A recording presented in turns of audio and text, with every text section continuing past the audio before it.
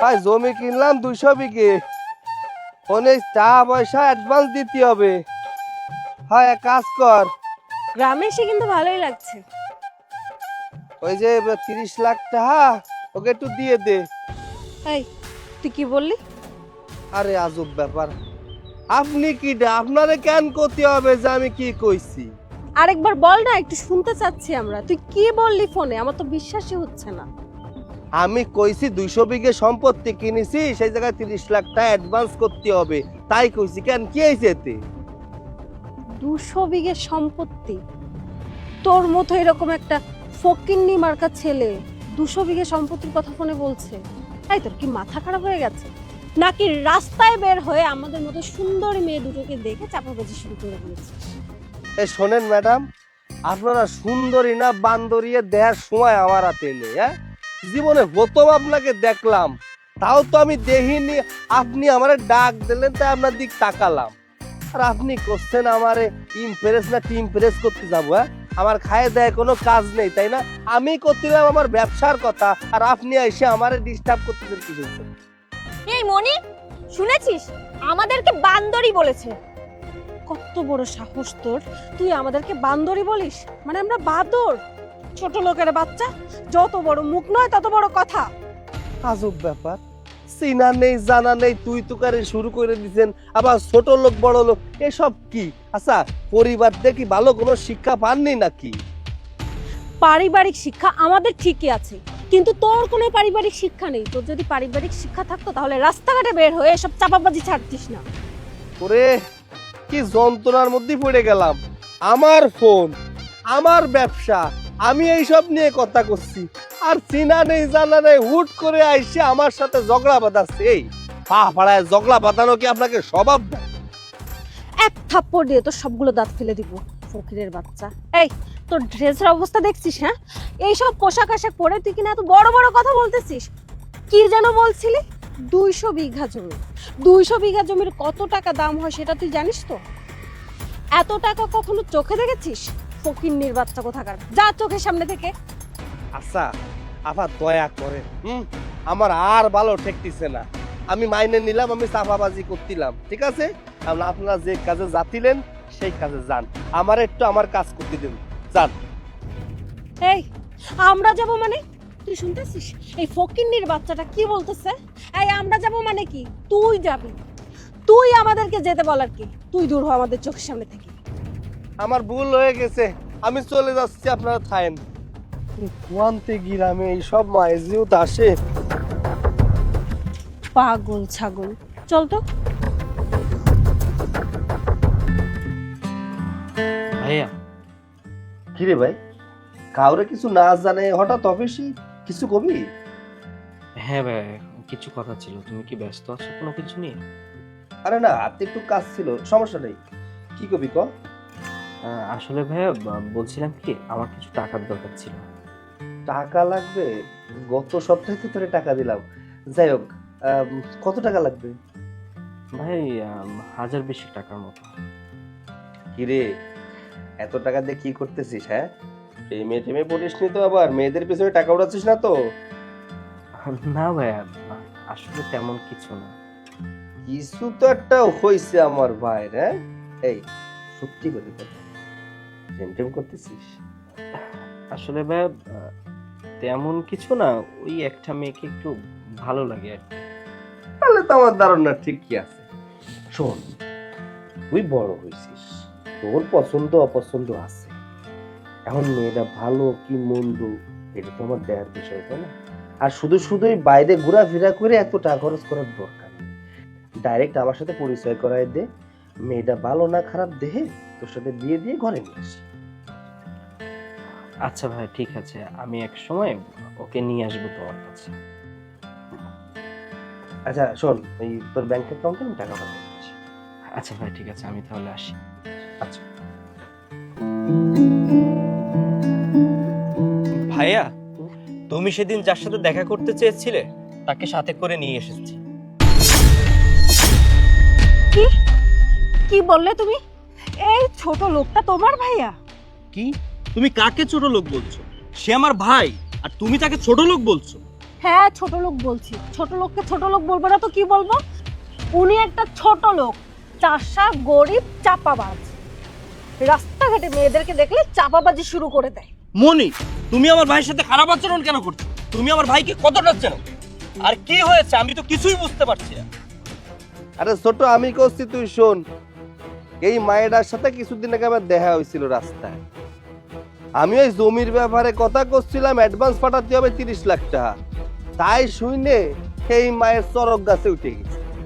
মানে এই মায়েরা আমারে দাঁড় করায় আমারে উল্টো পাল্টা কথা করছে। আমি নাকি গরিব, ফকির, চাষা, আমি 30 লাখ টাকা কোয়ানে পাবো, এত ধরনের অপমান সূচক কথা করলো আমারে। আমি শুনে গেলাম এই মায়ের আমি চিনি না জানি না, কোয়ানতে এসে আমার সাথে উল্টো পাল্টা কথা শুরু করেছি। তুই ক, আমি সারাদিন কাজ করি ক্ষেত খামারে, আমি কি শুট বুট পরে ঘুরে বেড়াবো না? হ্যাঁ, আর এই মায়েটা আমারে দে ভাবলো আমার কাছে মনে হয় টাকা পয়সা কিচ্ছু নেই, গরিব ফকির করে যা না তাই করে গালাগালি দিল। আর তুই এই মায়েরে ভালোবাসিস, কিন্তু এই মায়ের ব্যবহার আছে তো ভালো না রে ভাই। যে মানুষ রাস্তার মানুষের সাথে ভালো ব্যবহার করতে পারে না, সে সংসারে এসে সংসারের মানুষের সাথে ভালো ব্যবহার করবে কি করে? শোন, সংসার কারে কয় জানিস? সংসার শুধু স্বামী নিয়ে সংসার করলে সংসার হয় না। সংসার তারেই কয় পরিবার, পরিজন, আত্মীয় স্বজন সবাইরে আপন করে নেওয়ার নামই সংসার। বুঝতে পারিস? কি তুমি আমার ভাইয়ের সাথে এসব আচরণ করেছো? তুমি জানো আমার ভাইকে, আমাদের কত বিঘা সম্পত্তি আছে, আমাদের কয়টা গাড়ি আছে? তুমি এসব না জেনেই আমার ভাইয়ের সম্পর্কে এ ধরনের কথা বলেছো? আরে আমার ভাই কত কষ্ট করে আমাকে মানুষ করেছে জানো? আমার ভাই এই গ্রামে থেকে ক্ষেত খামারিতে কাজ করে আমাকে শহরে পড়াশোনা করিয়েছে। কখনো আমাকে বুঝতে দেয়নি কষ্ট কাকে বলে। আমার বাবা সেই ছোটবেলায় মারা গিয়েছে, এই ভাই আমাকে কোলে পিঠে করে মানুষ করেছে, আজকে আমাকে সুশিক্ষায় শিক্ষিত করেছে। আর তুমি আমার সেই ভাইয়ের সাথে খারাপ আচরণ করেছো। আমি তোমার মতন মেয়ের সাথে আর কোনো সম্পর্কই রাখতে চাই না। তুমি এখনই আমার চোখের সামনে থেকে বের হয়ে যাও। না না তুর্য, এসব তুমি কি বলছো? আমি তো না বুঝে অন্যায় করে ফেলছি। তুমি আমাকে প্লিজ মাফ করে দাও। ভাইয়া ভাইয়া বিশ্বাস করুন, আমি যদি জানতাম যে আপনার এত এত সম্পত্তি আছে, আমি কখনো আপনার সাথে খারাপ ব্যবহার করতাম না। তোমার ক্ষমা চার মধ্যে লোভ কাজ করতেছে। তুমি যদি জানতে পারতে যে আমার কাছে টাকা পয়সা আছে, তাই তুমি আমার সাথে খারাপ আচরণ করতে না। আর যখন জানতে পারিলে আমার কাছে কোনো টাকা পয়সা নেই, ভাবিলে আমি গরিব, তখন আমার সাথে খারাপ আচরণ করিস। যাই হোক, ভুল ভ্রান্তি মানসিক করে। তুমি যদি তোমার ভুলটা বুঝতে পারো, তাহলে আমার কোনো সমস্যা নেই, আমি তোমারে ক্ষমা করে দিলাম। না ভাইয়া, তুমি ক্ষমা করলেও আমি ওকে ক্ষমা করতে পারবো না।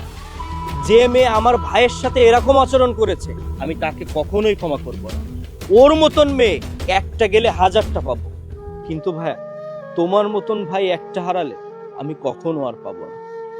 তোমার মতন মেয়েকে আমি আমার চোখের সামনে আর কখনো দেখতে চাই না। তুমি এখনই আমার চোখের সামনে থেকে দূর হয়ে যাও, বের হয়ে যাও। আর ভাইয়া, আই এম সরি, আমার জন্য আজকে তোমার অনেকগুলো কথা শুনতে হলো। তুমি আমাকে প্লিজ ক্ষমা করে দাও। আরে দূর থাক, তুই আমার দ্বারা ক্ষমা চাচ্ছিস কেন? হ্যাঁ, ছোটরা ভুল করবে, বড়রা মাফ করে দেবে, এইটাই তো নিয়ম। আর আমার সাথে যদি ওই মায়ের সাথে আগে দেখা না হতো, তাহলে তো বুঝতেই পারতাম না মায়ের এত বেয়াদব।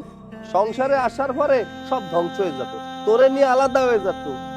তুই আমার ভাই, তোরে যদি আলাদা করে দিই, তাহলে আমি কারে নিয়ে বাঁচবো বাদি?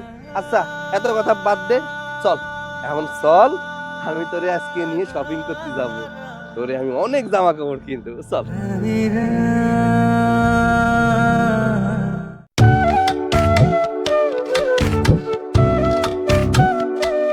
দেখছো, আমি তোমাদেরকে বলছিলাম না যে গ্রামে কিরকম অশিক্ষিত খ্যাত গেয়ভূত বসবাস করে? একটা কাজ করলাম, দাঁড়ায় আছো কেন? তাড়াতাড়ি যাও, ওর সাথে গিয়ে সেলফি তোলো। শহরে গিয়ে তো সবাইকে দেখাতে হবে যে গ্রামে কেবল অশিক্ষিত মানুষরা বসবাস করে। দেখলে মনে হচ্ছে গ্রামের খ্যাত লোক, একদম পারফেক্ট ডেফিনেশন অফ গেয়ভূত যাকে বলে। হ্যাঁ, তোরা ঠিকই বলেছিস, ওদের আসলে কোনো কমন সেন্স বলতে কিছু নেই। এই যে, আচ্ছা, অশিক্ষিত গাইয়া বলার কারা আপনারা? আপনারা জানেন এইসব কথা বলা অপমানজনক। আর তাছাড়া হঠাৎ করে কাউকে না জেনে না বুঝে এরকম অপমান করা ঠিক না। আরে আজব বেয়াদব তো। আরে আমি তো তোকে সুযোগ দিচ্ছিলাম যে আমার মতো একটা সুন্দরী একটা মেয়ের সাথে তুই ছবি তুলবি, এটা তো তোর অনেক বড় একটা সৌভাগ্যের ব্যাপার। আর তাছাড়া তুই যদি আমার সাথে ছবি তুলিস শহরের লোকজন দেখবে, তোর কপাল খুলে যাবে। তুই যেই পরিবেশে থাকিস, যে জোকার মার্কা পরিবেশ, এখান থেকে তুই বের হয়ে আসতে পারবি। আরে এত কিছুর পর তুই আমার সাথে বেয়াদবি করতেছিস। তোর মতো লোকের সাথে কথা বলে না আমি আমার সময় নষ্ট করতে চাচ্ছিলাম। তা থেকে তুই বরং একটা কাজ কর, তুই আমাকে এই অ্যাড্রেসটা বল, লোকেশনটা কোথায়? ও, এটা সামনে গেলেই পাবেন। আরে তুমি কাকে কি জিজ্ঞাসা করছো? এই গাইয়াকে? আরে বাংলায় ঠিক করে বলতে পারে কিনা সেটাই সন্দেহ। আর তুমি কি ইংলিশ জিজ্ঞাসা করছো? আরে তুমি কি ইংলিশে না বলে বাংলায় বলো, বাংলায়। ও মাই গড, তুমি একদম ঠিক বলছো। মানে আমি না ভুলে যাই যে কাদের সাথে কিভাবে কথা বলতে হবে আর কাদেরকে কি বলতে হবে। ওর মতো একটা ছোট লোককে কিনা আমি জিজ্ঞাসা করতেছি যে অ্যাড্রেস কোথায়। ও তো ভালো করে পড়াশোনাই জানে না, আবার ও আমাকে বলবে অ্যাড্রেস। আচ্ছা যাই হোক, আমি তোকে বাংলাই বলতেছি, এখন হয়তো বা তোর বুঝতে অসুবিধা হবে না। এই যে তোদের এই গ্রামের সব থেকে বড় লোক চৌধুরী গ্রুপ অফ কোম্পানির মালিক, আচ্ছা তাদের বাসাটা কোথায়? আমরা চৌধুরী সাহেবের সাথে দেখা করতে আসছি। আর না হলে কি আর এই সমস্ত নোংরা গ্রামে কেউ আসে নাকি? আমাদের মতো লোকজন তো কখনো আসবে না। আসলেই গ্রামে অনেক বন্ধু। আর তোমার বিয়ের কথা না হলে এই গ্রামে কখনো আসতামই না। আরে সেটাই তো, ছেলে বড় লোক বলেই তো গ্রামে আসলাম। একবার মা বিয়েটা হয়ে যাক, তারপরে ওর মিল ইন্ডাস্ট্রি যা আছে সব আমরা নিয়ে নেবো। আরে বাবা, তা কি আর বলতে, তুমি দেখো না শুধু আমি কি করি। আমি এত সুন্দরী একটা মেয়ে, আমার এই সৌন্দর্যকে আমি কাজে লাগাবো না? দেখতে পাচ্ছ না অলরেডি আমি শর্ট শর্ট টপ প্যান্ট ছেড়ে আমি ঢোলা ঢালা ওয়েস্টার্ন পরে চলে আসছি। আর তোমাকে কি পরাইছি? স্যুট বুট রেখে কোটি পাঞ্জাবি আর টুপি। আপনাদের সাথে তর্কে জড়ানোর কোনো রুচি বা সময় আমার নেই। আপনার লোকেশন চেয়েছেন তো, একটু সামনে চলে যান, আপনাদের লোকেশন পেয়ে যাবেন।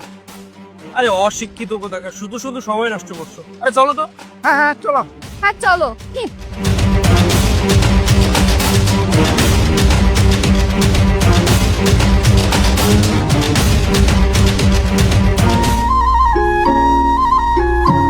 বসুন।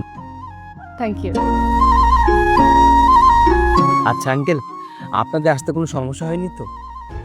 না, কেমন কোনো অসুবিধা হয়নি। তোমার ভাই চৌধুরী ইন্ডাস্ট্রির মালিক বলে কথা। আমার মেয়ে যেরকম রূপবতী সেরকম গুণবতী। আমার বাবা একদম ঠিকই বলেছে, আমি সংসার সামলাতেও পারবো, অফিসও দেখে রাখতে পারবো, আর আপনাদের সবাই টেক কেয়ার করতে পারবো। এত একটা লক্ষ্মী মেয়ে, ওরা পারলে তো আজকেই তোর বিয়েটা করে ফেলে। কিন্তু আমরা যে একটা সুদিন দেখে তারপরে দুমদাম করে বিয়েটা দেব। আসসালামু আলাইকুম। ওয়ালাইকুম আসসালাম। বসুন বসুন। অফিসের কাগজপত্র সবকিছু রেডি আছে, এখন শুধু স্যারের সাইনটা হলেই হবে। ও, বড় ভাইয়া তো বাইরে গেছেন, কিছুক্ষণের মধ্যেই চলে আসবে। আরে মুন্না, তুমি চৌধুরী গ্রুপ অফ কোম্পানিতে জব করো নাকি? হ্যাঁ, এখানে চাকরি করি। তুই ওকে চিনিস কি মা? হ্যাঁ বাবা, আমি ওকে চিনি, আমরা একসাথে পড়াশোনা করি। আরে বাহ, তোর বন্ধু তোর আন্ডারে চাকরি করবে।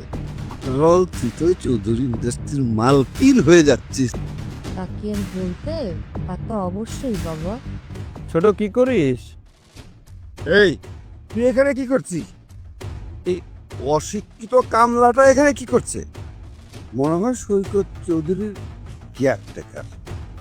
কি ব্যাপার ভাইয়া, কি হয়েছে? আমি তো কিছুই বুঝতে পারছি। আরে ছোট, তেমন কিছু হয়নি। আসলে সকালবেলায় এনারা আমাকে এই ড্রেসে দেখে ফেলেছে, তাই ভাবলো আমি হয়তো গরিব কৃষক। কি সকালে আমাকে অপমান করেছিলেন তো? হয়েছিল তো এইসব বিষয় নাকি? আসলে আপনি Saikat Chowdhury? I am so sorry, আসলে আমি বুঝতে পারিনি। আমাদের মধ্যে সকালে যা হয়েছে আমি এখন মনে করতেছি যে এটার প্রভাব বিয়েতে তো পড়বে না। না না, তখন তো আমার মেয়ে এবং ও একটু ফানি মুডে ছিল, তাই সব কথা বলছে, তাই না? আর আমার মেয়ে তো সবচেয়ে ভদ্র মেয়ে, পৃথিবীতে মনে হয় এক পিসি আছে, তাই না মা? উমা, তাই নাকি? তার মানে আপনাদের শহরে মানুষের সাথে এরকম ভাবে মজা করা হয়, তাই তো? আচ্ছা বলুন, আর কি বলবেন? কিন্তু আপনারা তো এখানে এসেছেন লোভের টানে। এখানে এসেই রূপটা বদলে ফেললেন। কেন রূপটা বদলে ফেললেন? মানে এখন এসে দেখতে পাচ্ছেন যে এই সমস্ত সম্পত্তির মালিক আমি, এই কারণে? আচ্ছা, আপনার মেয়ের সাথে আমাকে বিয়ে কেন দিতে চাচ্ছিলেন? বুঝতে পেরেছেন যে চৌধুরী পরিবারের একমাত্র উত্তরাধিকারী আমি, আমার সাথে আপনার মেয়েকে বিয়ে দিলে সমস্ত সম্পত্তি হাতিয়ে নিতে পারবেন, এই প্ল্যান করে এখানে এসেছেন, তাই না? আচ্ছা, চেহারা সুরত তো খারাপ না, তাহলে এইসব চিপ মেন্টালিটি কিভাবে তৈরি হয় তোমাদের মাথার ভেতরে? যে একটা বড়লোক ছেলেকে বিয়ে করলাম, সমস্ত কিছু হাতিয়ে নিলাম, নিজে কিছু করতে তো পারো, নিজে কাজকর্ম করতে পারো। আর তোমার ফ্যামিলির মানুষকে এটা শিক্ষা দিয়েছেন নাকি যে অন্যের টাকা কিভাবে নিজের করে হাতিয়ে নিতে হবে? আর তুমি সাথে করে নিয়ে এসেছো তোমার বয়ফ্রেন্ডকে। আচ্ছা এই ছেলে, তোমাকে বলছি, নিজের লজ্জা শরম বলতে কিছু নেই না? মানে একটা বড়লোক ছেলের কাছে তোমার গার্লফ্রেন্ডকে বিয়ে দিয়ে দিবে, তারপর সমস্ত কিছু হাতিয়ে নিয়ে পালিয়ে যাবে। এটা কি তোমাদের ব্যবসা? আমার তো মনে হচ্ছে এইটাই। আমার মনে হয় না যে তুমি মেয়েটাকে ভালোবাসো। কোনো মানুষ যদি সত্যিকারে কাউকে ভালোবাসে, তাহলে সেই মানুষটাকে কখনো অন্যের হয়ে যেতে দেখতে পারে না। আর এই যে মুরব্বী, আপনাকে বলছি, আপনার তো বয়স হয়েছে, এক পা কবরে চলে গেছে, এখনো পর্যন্ত মনুষ্যত্ব আসেনি। নিজে তো মনুষ্যত্বহীন, নিজের মেয়েটাকেও বানিয়েছেন মনুষ্যত্বহীন। আপনি বললেন গ্রামের মানুষকে ভালো লাগে না। আরে গ্রামের মানুষ কৃষক হতে পারে, তারা কিন্তু চাইলে শহরে গিয়ে চাকরিও করতে পারে, কিন্তু কেন করে না জানেন? কারণ তারা কৃষি কাজকে ভালোবাসে। এই কাজ করে তাদের সংসার চলে এবং তারা চাষ করে বিধায় সমস্ত ফসলাদি আপনারা ভোগ করতে পারেন।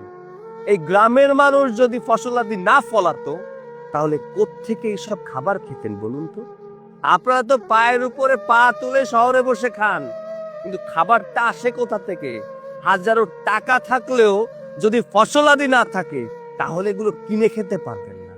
যাই হোক, বিয়ে ক্যান্সেল করার তো কিছু নেই, কারণ আপনার সাথে তো পাকাপোক্ত কোনো কথাও হয়নি, শুধু দেখা সাক্ষাতের জন্য এসেছেন।